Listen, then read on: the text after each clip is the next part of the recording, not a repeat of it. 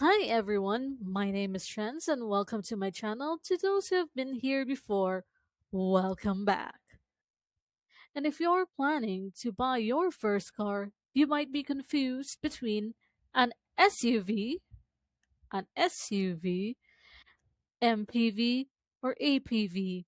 And let's make it simple and easy to understand. First, let's talk about the SUV or the Sport Utility Vehicle. SUVs are bigger and taller vehicles designed for rough roads, floods, and long drives. They have bigger ground clearance, powerful engines, and a strong presence. Many people feel safer driving SUVs because they are larger. And this is quite true. I feel safer when my dad is driving the the Isuzu MUX.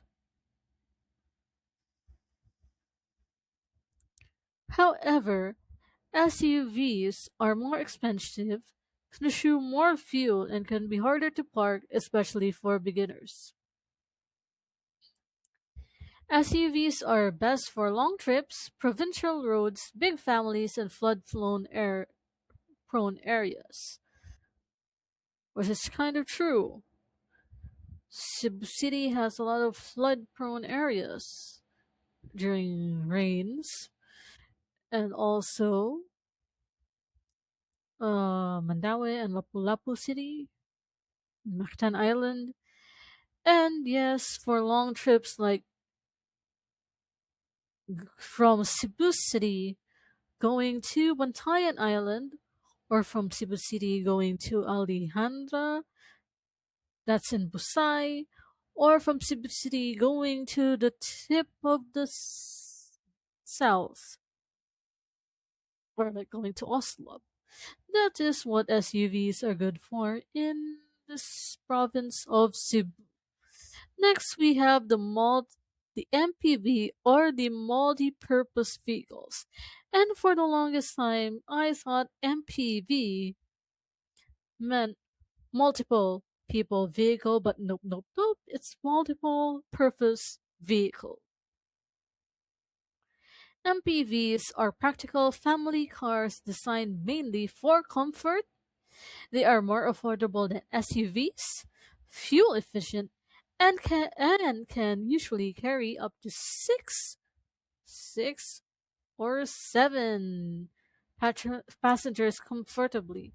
They're also easier to drive, park, and which makes them beginner friendly. The downside to it is they have lower ground clearance and not ideal for rough terrain. MPVs are best for daily city driving, family use, and a practical first car. Lastly, the APV, or the Asian Utility Vehicle. APVs are boxier and more van-like. They focus more on the space and the utility. They are very spacious and durable, making them good for business, deliveries, or transporting many passengers. Hmm. However, they are less stylish and have basic interiors and are not as comfortable as MPVs. So, basically, it means APVs are better if they are for your business, like Lala Move or other businesses that have deliveries. Okay, so which is recommended for a first car? Most first time owners, the best choice is the MPV. Let's say the MPV, multiple purpose vehicle. Why? Because it is easier to drive and park, more fuel efficient, affordable to maintain, comfortable for family use, and practical for everyday errands. But if you live in flood prone areas, an SUV might be better. And if you plan to use the car for business or heavy passenger transport, the APV is the right choice. Ah, I can see it now. If you're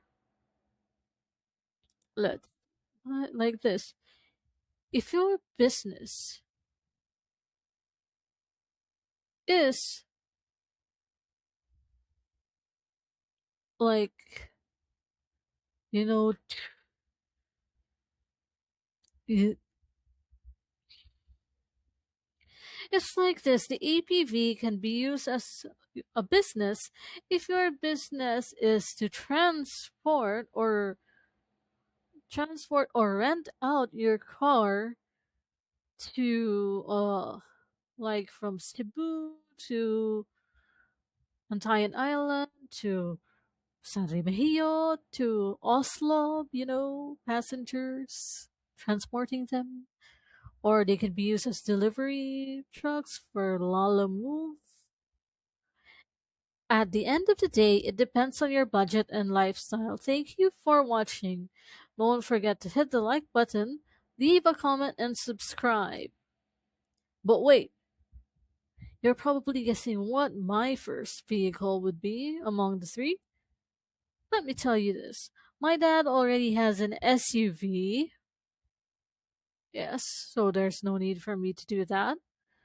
We also have a sedan, which is right now being fixed. So MPV all the way. See you in the next video. Bye everyone. Welcome back.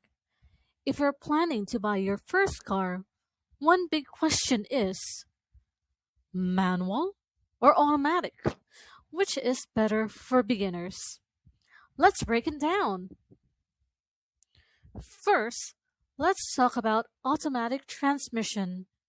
Automatic cars are much easier to drive because there is no clutch, no manual gear shifting.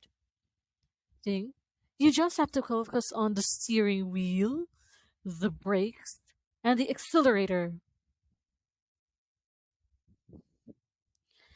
This makes it less stressful, especially in heavy traffic. It also allows beginners to concentrate more on the road awareness and safety instead of worrying about shifting gears at the right time.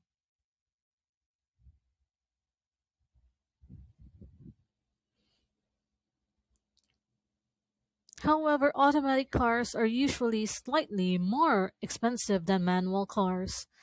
Some models may also consume a bit more fuel, although modern automatics are becoming more fuel efficient. Overall, automatic transmission is great, generally the best choice for most new drivers. Now let's look at manual transmission. Manual cars are usually cheaper to buy. Some drivers also feel they have better control of the vehicle, and in some cases, or certain cases, manuals can offer better fuel economy, and many driving enthusiasts enjoy the experience of the shifting gears themselves. But for beginners, manual driving can be challenging. You have to master clutch control, gear timing, and coordination. In busy city traffic, it can also be stressful. There also the risk of stalling the engine if the clutch timing isn't right. And as someone who has driven both manual and automatic car, I can easily say that sometimes where you are in the world also matters.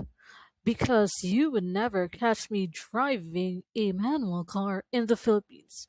The heavy traffic is very, very, very much concern, and is the reason why I would not want to drive a manual car. But as someone who's also lived in Canada, I had a great time driving the manual car. I only stalled once because the one teaching me was afraid I might hit something, and he startled me. And yes, using Z automatic transmission is a lot easier because all you have to concentrate on is the braking or the brakes and the acceleration or stepping on the gas. Because everything else, you don't need a clutch. You just have to use the gear shift, which is neatly piled. Yes, that's my opinion. And so, where were we? The final recommendation. If you're a beginner and want a smoother and less stressful learning experience, automatic transmission is the better choice. It allows you to focus on driving safely instead of managing the gears, which is completely true.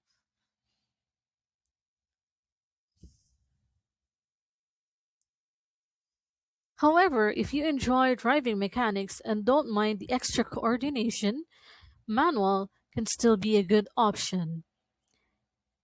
And in the end of the day, it depends on your budget and where you'll be driving, like city or highway, or if let's talk about countries.